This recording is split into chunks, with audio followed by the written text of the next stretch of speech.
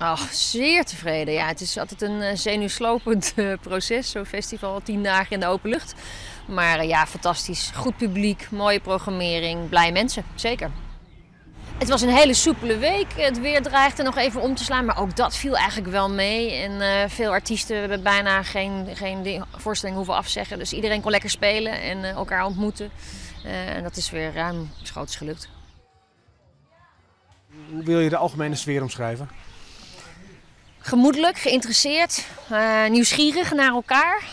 Belangrijk, denk ik, in deze tijd om nieuwsgierig te blijven naar ook de dingen die je niet kent. En heel veel mensen zijn het avontuur aangegaan op de fiets naar expedities van oost naar west, dwars door windkracht 6. Ja, dat getuigt toch wel van een grote nieuwsgierigheid van het publiek en een enorme doorzettingsvermogen van de kunstenaars hier aanwezig om door weer en wind te spelen ook. Hoe komt het met het Westerkijntrein naar de toekomst toe?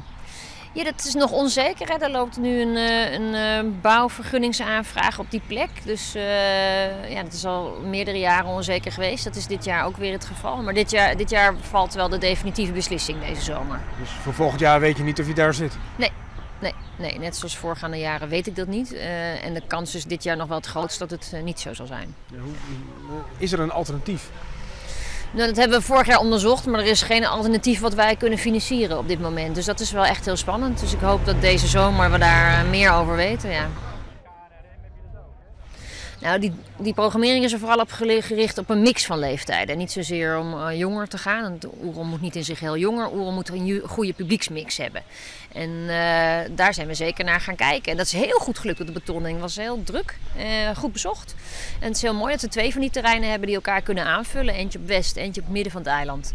Eentje meer over muziek en storytelling. En de andere, ja, daar is ook straattheater, circus en de kaartverkoop. Dus het Westerkijn blijft het hart van Oerol, maar de betonning is een prachtige aanvulling geworden. Het is natuurlijk het jaar van Leeuwarden-Friesland 2018. Helpt dat? Ja, dat helpt enorm. We hebben heel veel professionele bezoekers gehad uit de hele wereld. Van Oeganda tot Mali tot Canada en Australië. Mede dankzij Culturele Hoofdstad.